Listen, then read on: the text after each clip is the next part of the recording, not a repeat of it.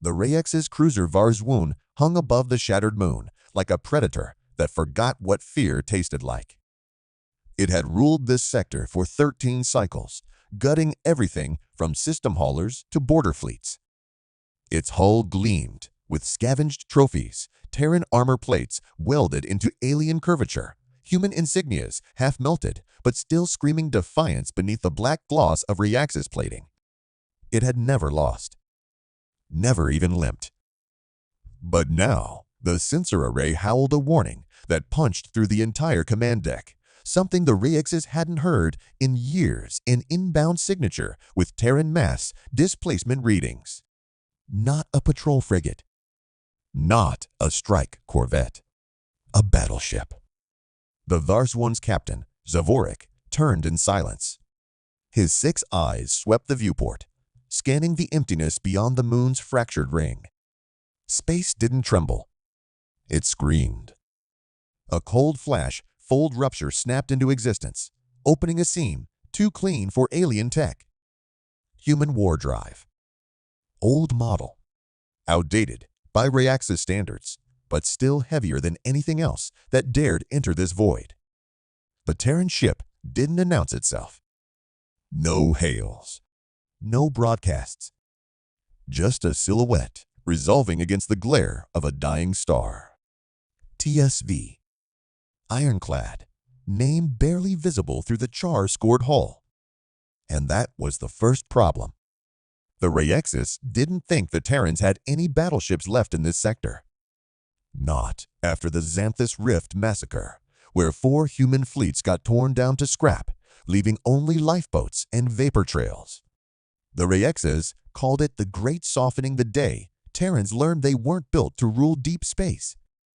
But now, something old and impossible drifted into weapons range, scarred and brutal, as if it had crawled straight out of that massacre's grave. Zavorik snarled an order. Plasma lances hot. Kinetic batteries spun.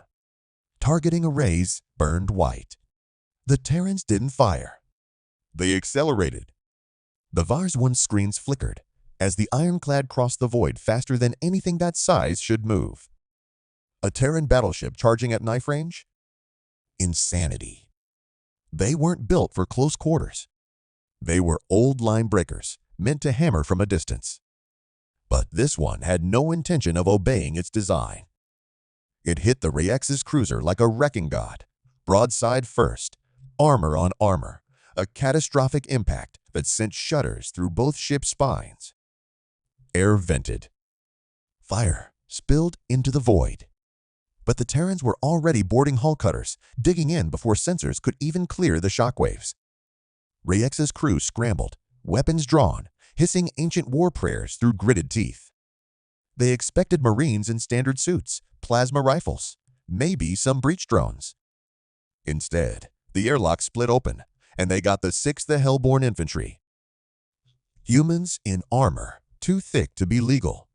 Helmets without faceplates, just mirrored void glass, hiding whatever was still human inside. Their rifles weren't even charged. They threw them aside after the first volley and drew blade guns part machete, part scattergun, designed for one thing: killing up close, loud, and messy. Zavorik saw his warriors cut down in seconds. Not precision kills. Executions. Terrans didn't come for salvage. They came to finish something. Through the smoke and sparks, one human stepped forward. No rank markings. No nameplate.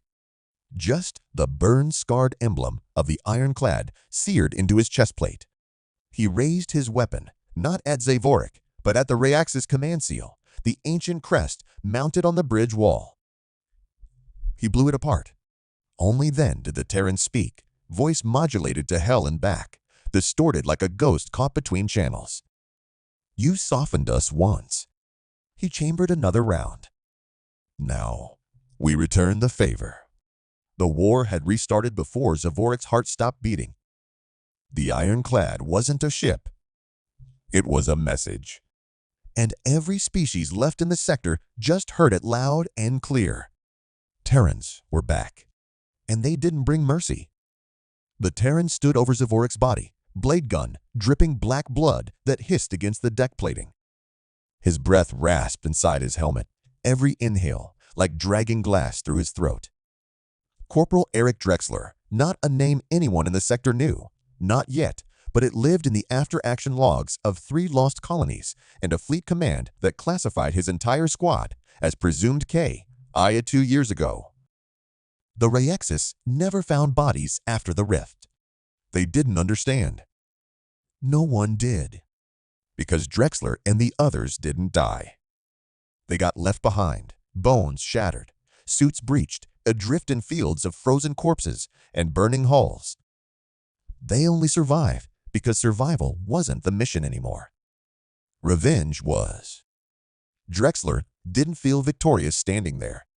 He felt nothing at all, just the numb hum of his neural splice feeding him the next objective. Clear the ship.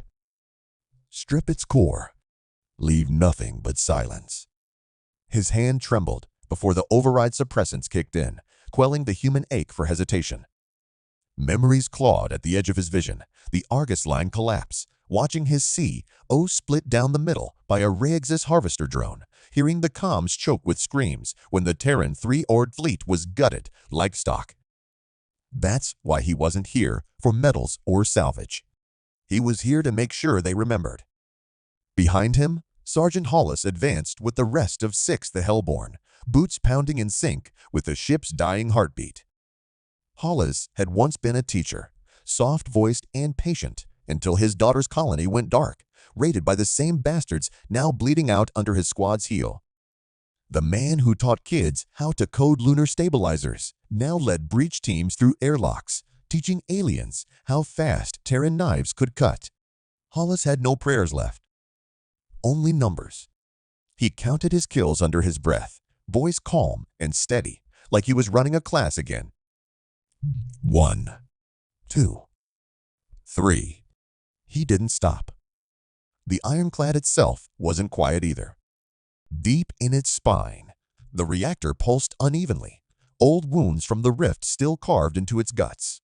The ship shouldn't be flying half its systems, ran on bypassed protocols, and scavenged Dominion tech welded into place by hand. Lieutenant Solis, the only surviving engineer from the original crew, rode the command chair like a funeral barge, feeding life into the ship by sacrificing every safety protocol ever written. Her fingers bled from patchwork repairs, skin fused to control panels where heat warnings didn't trigger fast enough. Every time she blinked, she saw the rift again, the black maw opening under their fleet, the moment she realized no reinforcements were coming. She flew the ironclad because it was the only thing keeping her mind from falling back into that moment. Down in the holds, the prisoner cages rattled. Not for Rayex's prisoners. The Hellborn didn't take captives. Those cages held Dominion tech, confiscated black boxes, prototype grav spikes, weapons so illegal the Terran command once ordered them destroyed on sight. Drexler and his squad didn't destroy anything. They learned. They adapted. Now half their weapons hummed with power sources they barely understood, and their suits had alien fibers laced through the joints, enhancing movement at the cost of radiation burns seared directly into their bones. Survival was never clean.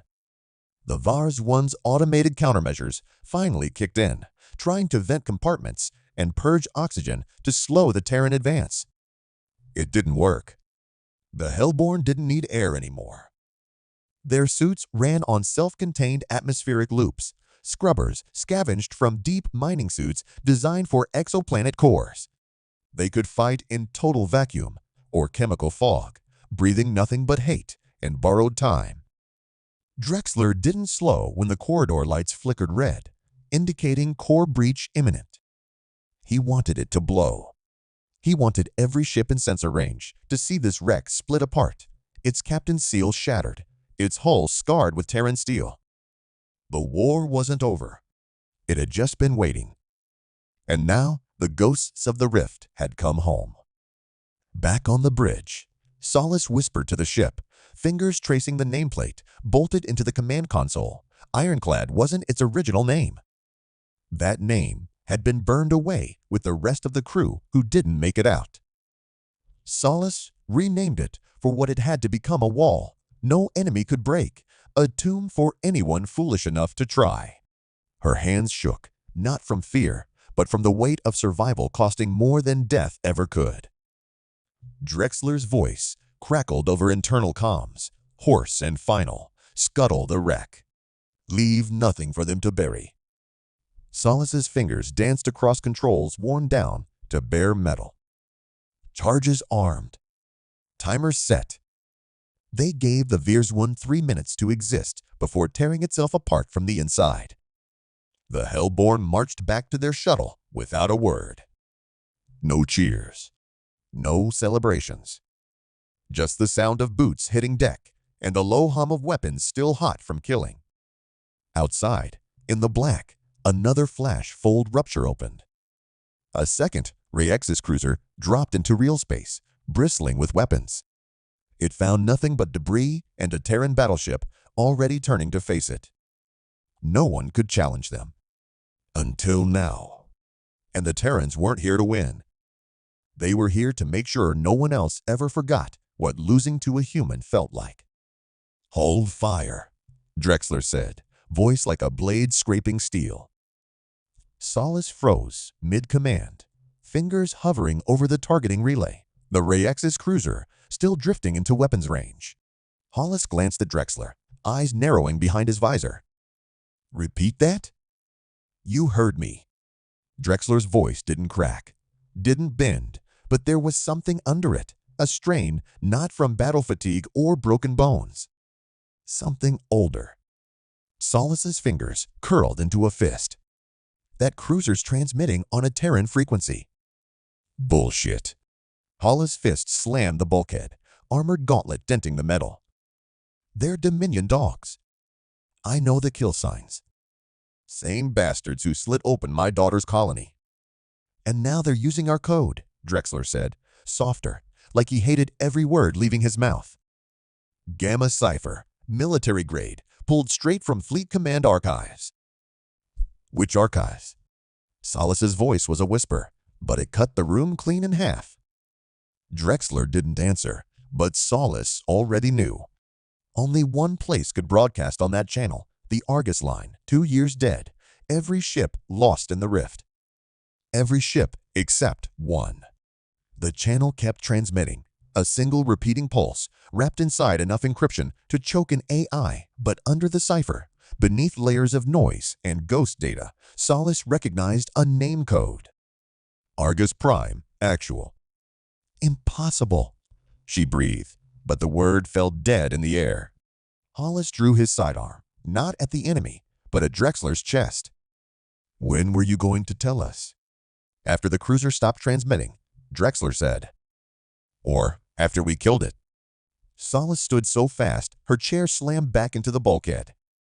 "You knew? All this time, you knew someone was still out there, someone from Argus, and you didn't say a damn word?" Drexler's jaw locked so tight the veins stood out in his neck. "I didn't say because I wasn't sure. And if I was right, then saying it out loud would get us all killed." Hollis' pistol didn't lower. "You knew. You fucking knew. And you still led us straight into the rift shadow?" Drexler stepped forward until the barrel pressed into his chest plate. "You lost your daughter. I lost my goddamn soul. My squad, my ship, my command, they burned while I listened. I didn't know anyone made it out except us. And if whoever's on that cruiser knew how to speak in our dead tongues, I wasn't going to risk them hearing me talk back." The frequency pulse shifted, a subtle modulation, and Solace's face drained pale under the bridge lights. "They're not calling for help. They're calling us. By name." The Rex's cruiser didn't power weapons. It didn't run shields. It drifted closer, hull scarred with blast marks and burn scores that didn't match Terran or Dominion fire. It looked like something had peeled the metal back from the inside. Solace magnified the visual feed, and Hollis cursed through his teeth. Terran hull plating welded over alien skin. Bulkheads lined with human writing prayer scripts, kill counts, names of the lost. It wasn't a Reyes' ship anymore. It was something else wearing its corpse. Boarding action, Drexler said. No hesitation. Like hell, Hollis spat. You're hiding something, Drex. Whatever's on that ship, it knows you. And I'm not following you into another black hole just so you can settle whatever damn pact you made to crawl out of the rift alive. Drexler's voice dropped low, almost calm. You want to shoot me? Do it after we clear that deck. But if you think for 1 second I'm leaving a Terran signal unanswered, you forgot what kind of bastards we are. Solace swallowed hard, eyes locked on the approaching wreck. If that's Argus Prime Actual, if they survived too, what the hell did they have to become to make it out? The pulse signal shifted again, one last time, and every display on the ironclad flickered to show the same message, written in blood-red letters. We see you, ghosts of the rift. And we remember. No one spoke. The message kept repeating. Solace's hands shook on the controls. Hollis' gun stayed drawn, and Drexler just stood there, staring at the signal, like a man seeing his own tombstone for the first time. The rift hadn't let them go. It was calling them home. Hollis kept his weapon raised, finger tight on the trigger, but his eyes weren't on Drexler anymore. They were locked on the screen, on the words, on the red, on the way each letter bled into the next like something alive. Solace's hand hovered over the comm relay, sweat running cold down her back. If we answer, we break silence. The whole grid will know we're here. Drexler didn't blink. They already do. Outside, the Reyes' cruiser's hull split open along its dorsal spine. Not like a hatch, not like an airlock, like a ribcage cracking wide to expose something inside. Spotlights along the ironclad's hull lanced across the breach, cutting into the dark, and what they saw crawling through that gap wasn't human. It wore scraps of Terran armor, parts fused into flesh, bone threaded with cables. Its helmet was a shattered thing, half visor, half skull, and under it, a face they knew. Captain Mira Tarlo. Argus Prime Actual. Listed KIA in the first hour of the rift collapse. She moved wrong, joints twitching like a marionette held by a shaking hand, but her eyes were awake. No madness, no confusion, just cold recognition, locked onto Drexler. Hollis took a step back. No, she's dead. I read the after action. I saw the logs. You saw what command fed you, Drexler said, voice dry as ash. The real logs never made it home. Tarlo's mouth opened, but no voice came out.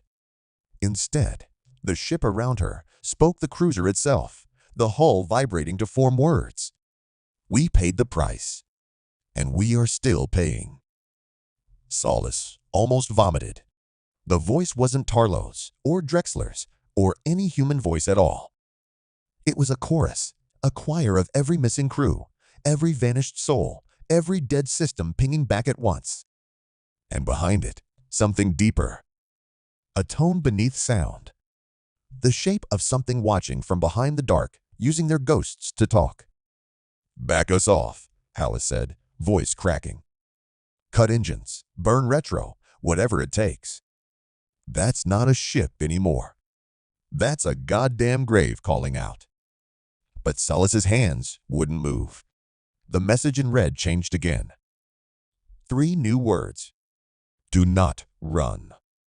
Drexler stepped closer to the screen, and for the first time since they'd left Earth's orbit, Solace saw real fear crack through his faceplate. Why? He whispered, and the screen answered. Because you brought it with you.